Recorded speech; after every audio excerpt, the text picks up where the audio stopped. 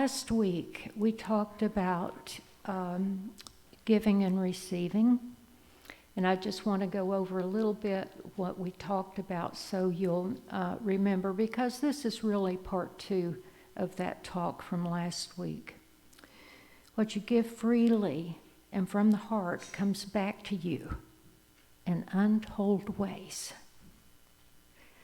But, and here's the irony, you do not give to receive.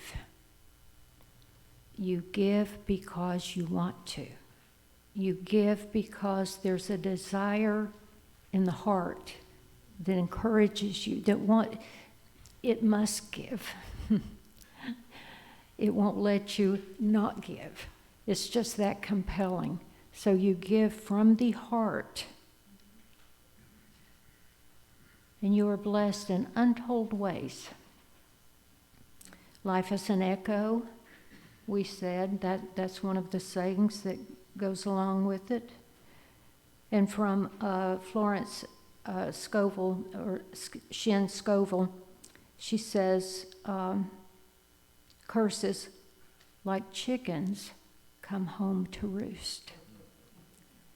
So let's take a moment to breathe that in and think about it. Breathe that in. I don't want to make light of that statement. I want you to think about it. And it's an interesting thing that we can do when we come from a place like this and we're not here to tell you we've got all the answers, but we are here to give you some tips on what we have found that work for us in our spiritual lives. Here's what works for me. I'm going to do my best to inspire you to find the answer for you, not to tell you there is one way to look at things. It's a tightrope we're walking sometimes. When we're a speaker in a spiritual center, whatever denomination or no denomination it is, we're walking on eggshells, you might say, all the time, because there are those that don't ever want to mention the name of Jesus, okay? They don't want to hear that. Then there are others on the other extreme that want to hear that every other sentence. There are those that might take the doctrine of their church, and it is so serious for them that it has become a dogma, and it has become the truth and the only truth. And if you step outside of that, then you're wrong. So we don't do that. We say we have a few things that we have practiced, and we know that they work for us.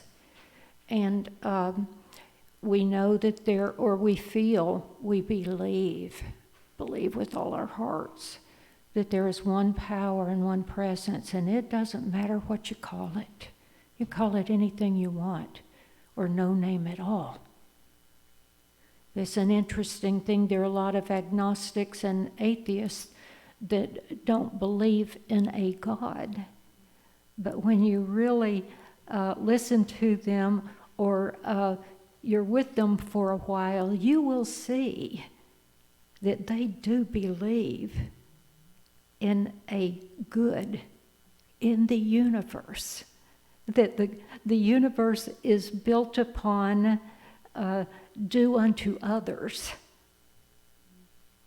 And that's what all the great teachers have come to say. As a matter of fact, that's what Jesus said, and it was his most important message. And he even said, you don't have to listen to anything else I've said.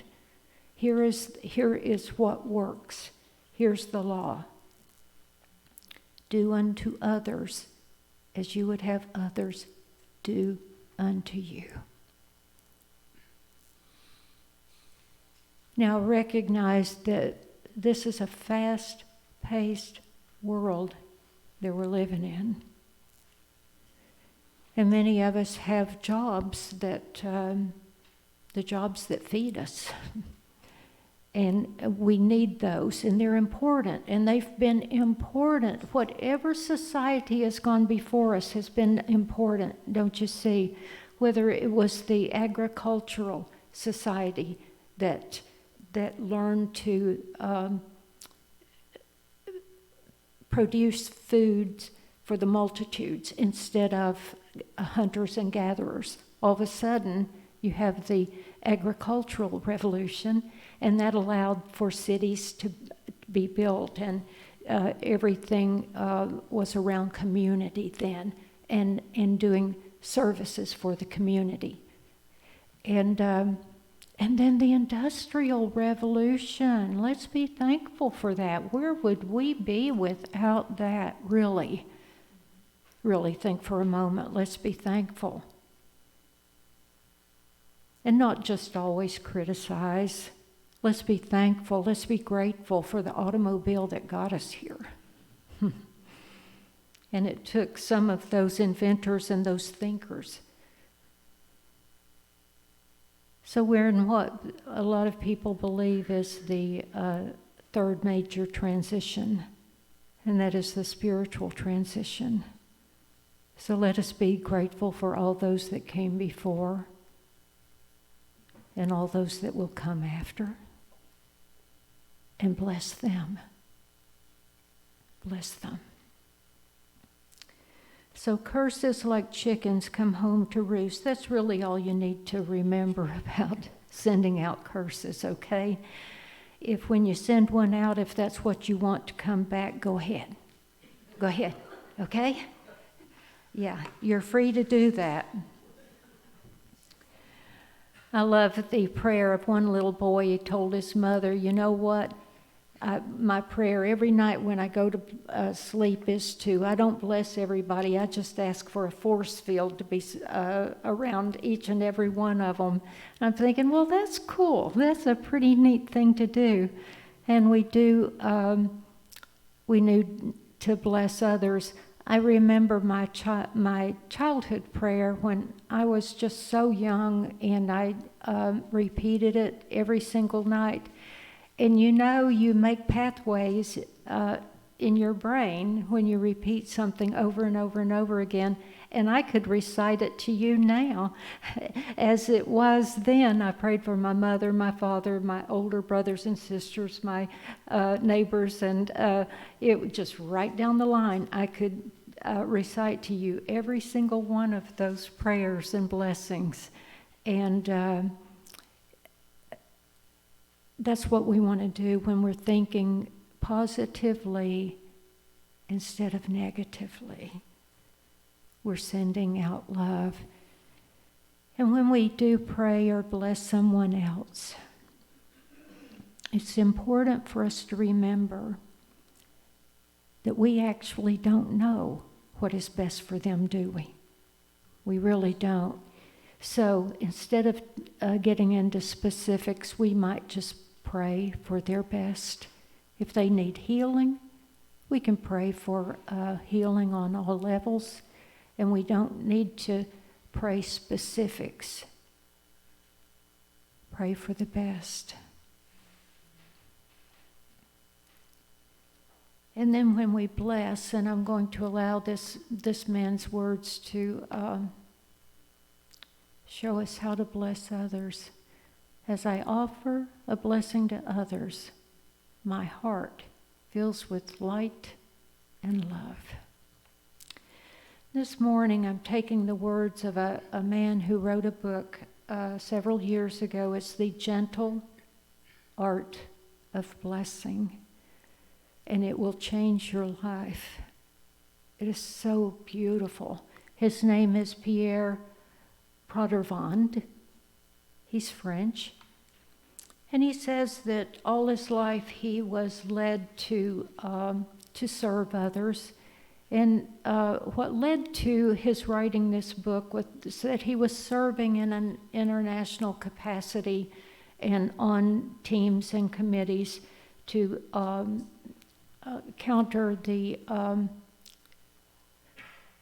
all the symptoms of poverty that we see around the world, and for especially child hunger. And one place he was working, he knew that there was this one man that just hated him. He didn't know what to do about it. But the man just really held him with extreme hatred. He didn't know why. Well, it finally led to his being ousted from that organization through several different things that occurred, and so he was finally on the out.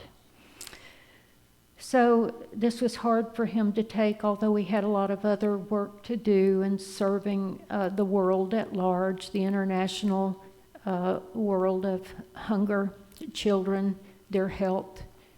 And he said that he took it so personally that at first he went home and he resented and hated so much that it was affecting his health. He was becoming sick. He could feel the hatred in the pit of his stomach, and he knew it was working on him, and it wasn't hurting the other people or person. It was hurting him, and he knew that, and he knew it was a poison. So one day he wasn't thinking a whole lot about it, and he just opened the Bible, just hoping. He had been praying for some words that would help him to get over this. He had made the switch, and I'm going to talk to you about in a minute about that. There's a magic switch that you can throw, and it truly is magic. He was willing. He wasn't willing to forgive yet, but he was willing to be willing. And there's a tiny space in that one place. And if you can get there, and you can, because it just takes one tiny shift, that willingness. So he was willing to find a way. And mainly, he just wanted to find peace for himself of how to go forward and do good in the world. But he knew to do that, he had to let go of his resentment. And so he picked up a Bible. In the New Testament, he read the words. He said they were just glowing at him, golden, of Jesus, where he said, "Do unto others as you would have others do unto you." He said they jumped off the page at him. And so all of a sudden he's sitting there thinking, would I want someone harboring this kind of hatred toward me? Nope. You can be sure of that. So if I'm to do unto others, what am I to do? So he started the practice of blessing whatever he could. He started small. He started blessing his home. He started blessing everyone he saw on the street. He started blessing the workers, the people that were producing products, the people that were working in all the services. He prayed for the churches, the synagogues, the temples. He prayed for every single person and organization that he came upon. And he especially sent a blessing for those who had accused him and he felt at the time had used him. And the next thing he knew, instead of hatred, he was feeling love. And he was feeling love of a sort that he even felt that he could have lunch with these people and be glad to see them. These were people he worked with years. He loved them. He was so glad to have lost that resentment and that hatred. So the next thing he knew, he had been asked to come and give a talk at some type of international convention that they were having. And he said he sat down and with his pencil, the words just flew. everything came through him. The entirety of the first edition of this book just came through. He said he had a lot of people that said, well, my goodness, you must have channeled that or this, that, or the other. He said, all I know is it came through my pen. How about that? So he doesn't claim anything. He just claims that these words came through his pen. Well, he was an open channel, wasn't he? He was an open channel. So he says, he gives a lot of great advice. He says a prayer or a blessing is a simple desire which is given freely. It needs no special place, time, or words. Your heart carries the spiritual energy and has the intention for good. This is all you need to bring blessings to the life of another and into the world. And as a bonus, and this is just as an aside, a bonus, you're blessed as well. And this is a gift to you for desiring good in your world, in the lives of others. It's the grace of God. I hope you will receive it freely.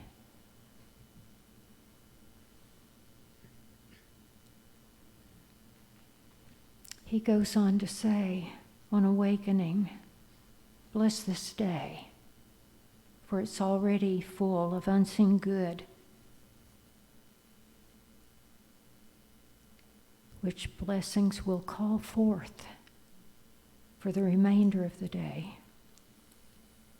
To bless means to wish unconditionally and from the deepest chamber of your heart, unrestricted good for others and events.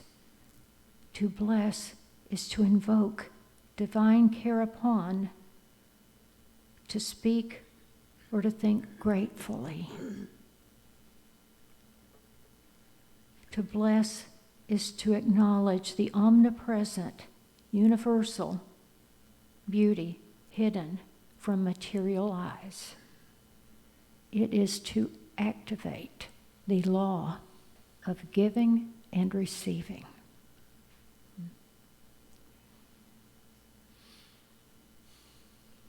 I know that many of you that have been at lunch with me or when we've had a blessing here at our luncheons, that I will always ask for a blessing upon all the resources that went into this meal,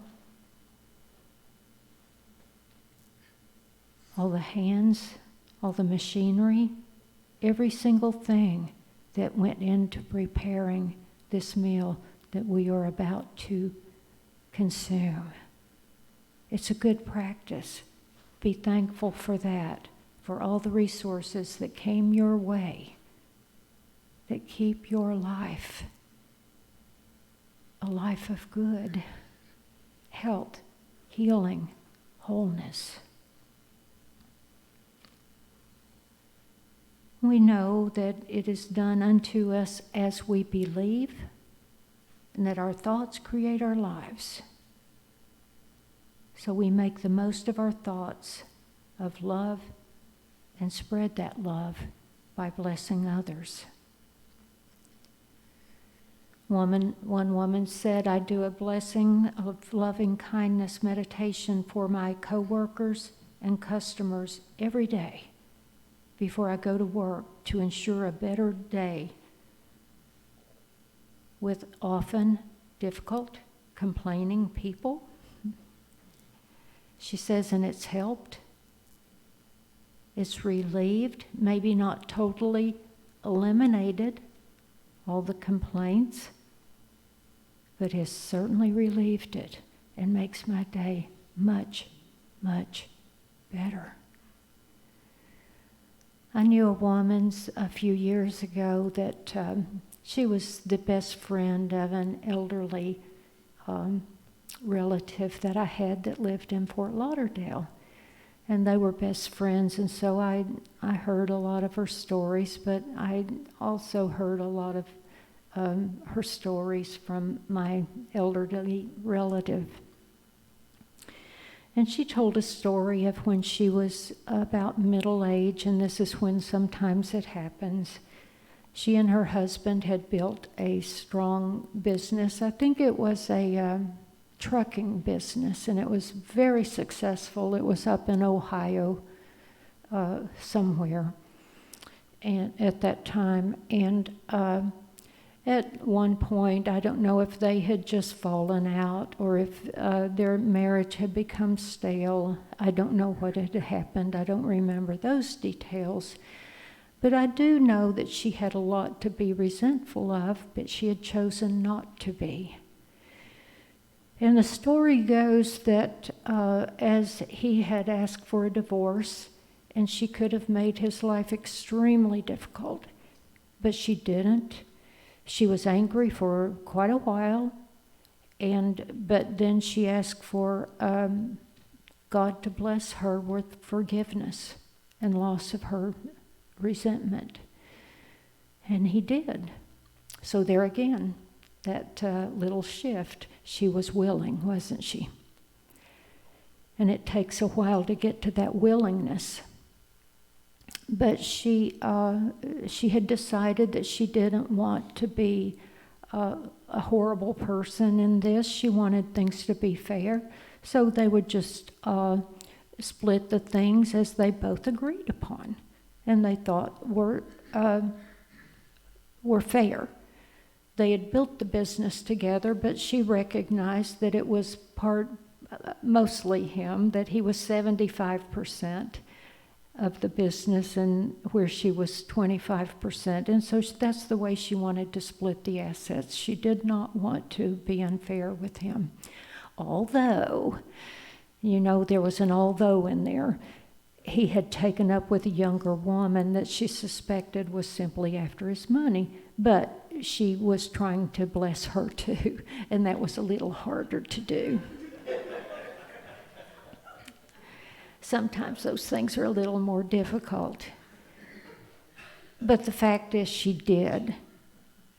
And she tells the story when they went for the day of the divorce and papers were signed. It was all done. It was a done deal.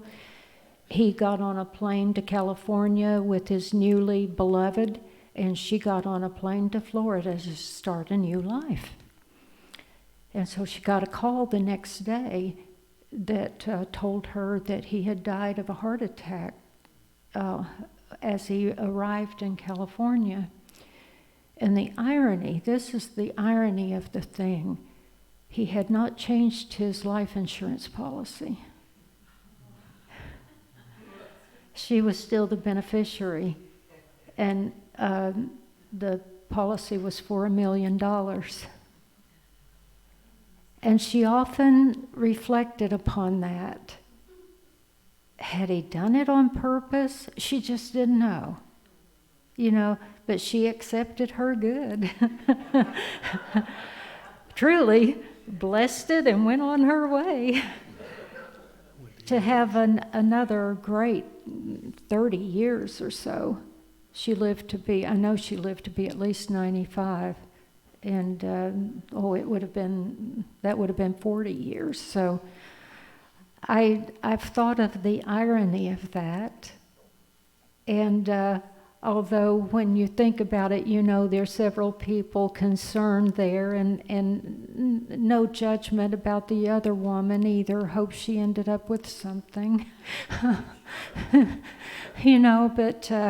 I've thought so often the irony of it, but that's just how things come full circle to you. You can choose to take a hard line and be unkind and, pound your fist and say what you deserve. And I'm telling you, the universe is going to deliver to you what you give out. It's just the law. It's the way it works. I've seen it happen over and over and over again. And earlier I said that I appreciate your coming here, your openness, and that sometimes we walk a little bit on eggshells because we know we may say something that challenges somebody. But if I ever do, would you take that as maybe something you need to consider too, instead of just saying, I'm not ever going back there again because she said something that offended me, and I'm not ever going back? Could I encourage you to say, wow, I wonder if there's something for me here too in this lesson. Could I please take something from this? Because the lesson will show up again over and over and over again. And I'm not saying that I don't say things that offend people. I'm sure I do. I don't want to. I certainly hope not to, because I pray to be an instrument of the one power and the one light. And all I pray to do every Sunday when I come here is to inspire, to share a little love and a little light, and encourage you to use that love and light in your own life. And I know that by blessing others, you change their lives and you change the world. You don't need to know exactly how to pray. You don't need to know exactly how to bless, because the blessing is coming from your heart. That's where it's coming from. And if you're not willing to bless some old booger you've got out there in your life right now, okay? And I know we all have them, okay? If you are not at least willing, there are two shifts there. I'm willing to open my heart to bless this person. I know I'm not ready yet, but I'm willing. Okay, and then